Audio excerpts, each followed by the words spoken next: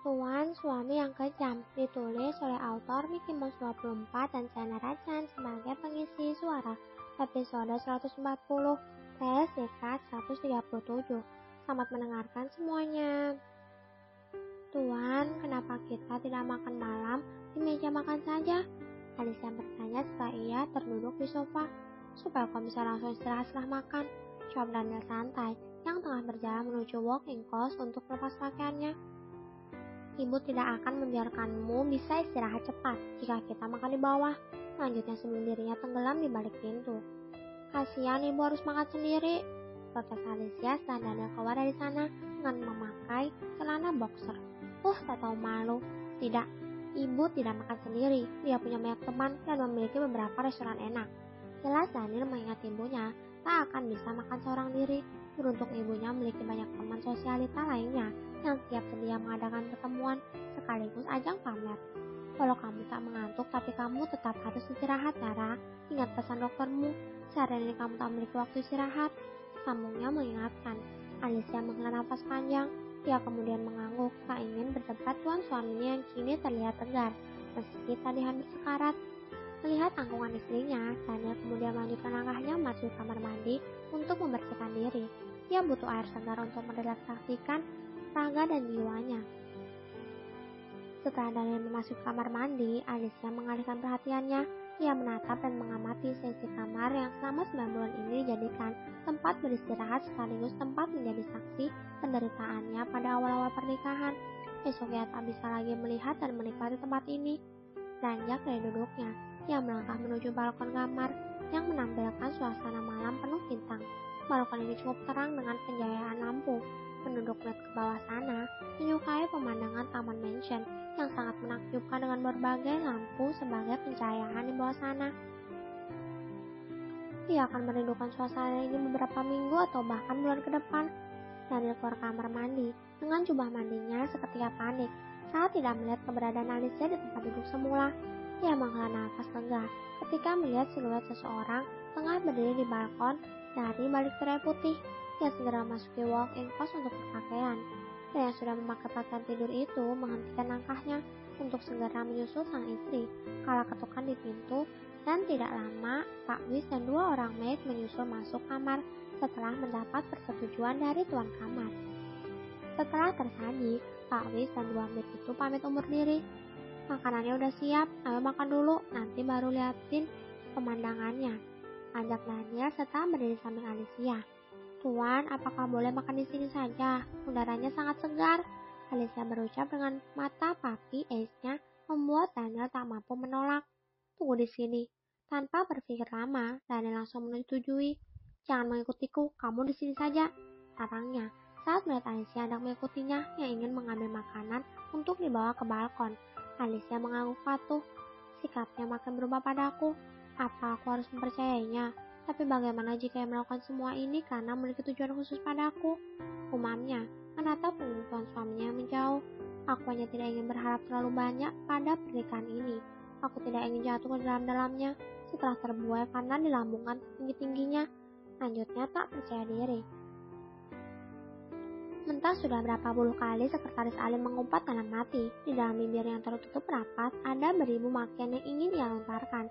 Meski tak tahu kepada siapa harus tertuju, raga dan jiwanya harus ikut serta melalang buana seperti yang dirasakan tuan mudanya. Namun dalam artian berbeda. Jika tuan mudanya sedang berkelana dengan kefrustasian akibat perasaan cinta dan penyesalan atas perbuatan kejamnya pada sang istri di masa lalu, kini berbalik menyerangnya. Serang Ari sedang frustasi menghadapi berbagai masalah perusahaan yang tak beri kesekretariatan. Tuan Daniel mengalihkan semua tanggung jawab padanya. Akibat kesetiaan dan kepercayaan mengatasi semua masalah perusahaan sama ini. Mata tajam sekretaris Ali menatap ponsel, laptop, dan lawan bicara secara bergantian. Dia harus mengadakan pertemuan secara langsung pada orang yang bertanggung jawab atas bangunan baru yang akan dibangun lagi di belah kiri anak perusahaan di Bandung yang bergerak di bidang otomotif. Juga harus mengecek puluhan email dari berbagai rekan bisnisnya yang tidak sempat ia periksa langsung dalam bentuk print out melalui email di ponselnya. Serta harus mengadakan rapat, lebih tepatnya memantau rapat para kerja manajer yang sedang berlangsung di laptopnya. Beruntung otak kecilnya memiliki kecerdasan, harus bisa bekerja di luar kemampuan orang-orang biasa. pada umumnya. Namun kepercayaanlah, ada setitik rasa ingin menyerah pada semuanya. Ia juga butuh istirahat dan merefleksikan jiwa dan raganya. Tapi sekali lagi, ia tak punya pilihan lain. Menghembuskan nafas lelah, Ali mencoba kembali fokus untuk memasuki semua agenda yang dimana ia harus terlihat di dalamnya. Sedang tempat lain, seorang pria tengah senyum-senyum menikmati pemandangan luar biasa indah di depan matanya. Tangan kirinya terangkat untuk menyelipkan anak rambut ke belakang telinga wanitanya, kemudian berpindah mengelus pipi mulus dan cabi itu, dan menerapkan sebuah kecupan dalam pada pucuk kepala sang istri yang tengah terlap di sampingnya, dengan kepala bersandar di pundak kanannya. Pria yang awalnya sangat hati-hati untuk menjatuhkan hatinya pada seorang wanita, karena menganggap wanita itu merepotkan dan hanya akan menyusahkan saja. Terlebih banyak laki-laki yang terlihat bodoh dan lemah hanya karena wanita, membuatnya membatasi hatinya untuk terjatuh pada waktu pertama wanita, karena ia tak mau bodoh dan lemah. Tapi kini, ia malah terjatuh lebih dalam dengan apa yang ia sadari sejak dulu. Ia mencintai wanita ini, darahnya, istri, dan ibu dari anak-anaknya kelak. Namun penyesalan akan kesalahan atas pembalasan dendamnya di masa lalu tak juga bisa lepas dari bayang-bayangnya. Aku mencintaimu, gumamnya. Kemudian dengan hati-hati ikut merebahkan diri di sandaran kursi pesawat guna mengistirahatkan raga dan perasaannya yang seharian ini terkuras. Ia bergerak sambil memegang kepala sang istri agar tak meleset dari bahunya. Mengembuskan nafas pelan, ia mencoba terlelap, berusaha menghilangkan pikirannya yang kini terbagi antara istri dan perusahaannya. Jiwanya terguncang. Di lain sisi, ia mengkhawatirkan perusahaan dan puluhan juta karyawan yang menyebar di berbagai daerah. Ia merasa sangat egois karena meninggalkan kewajibannya sebagai pemimpin. Tapi di sisi lain, ia tak mau kehilangan momen bersama istri dan calon anaknya. Ia terpaksa harus ikut serta terbang ke Taiwan demi selalu berada di sisi sang istri menjaganya dan menjadi orang pertama jika istrinya butuh sesuatu. Tuan tidak perlu ikut, saya hanya ingin mengunjungi Oma. Jelas Alicia mencoba memberi pengertian pada tuan suaminya yang terlihat sangat mengenaskan. Aku juga yang menemanimu mengunjungi Oma. Ingat, aku juga cucunya. Kekeh Daniel tegas di balik perasaannya yang semrawut. Bagaimana dengan perusahaan jika Tuan ikut? Tuan tidak boleh Terus bagaimana denganku, yang selalu muntah sampai rasanya meremukkan semua badanku jika jauh darimu? Apa kamu lebih peduli perusahaan daripada keadaanku? Tanya Daniel mengibah. Bukan begitu Tuan, saya hanya ingin, dan aku ingin menemanimu. Putus Daniel memotong ucapan Alicia.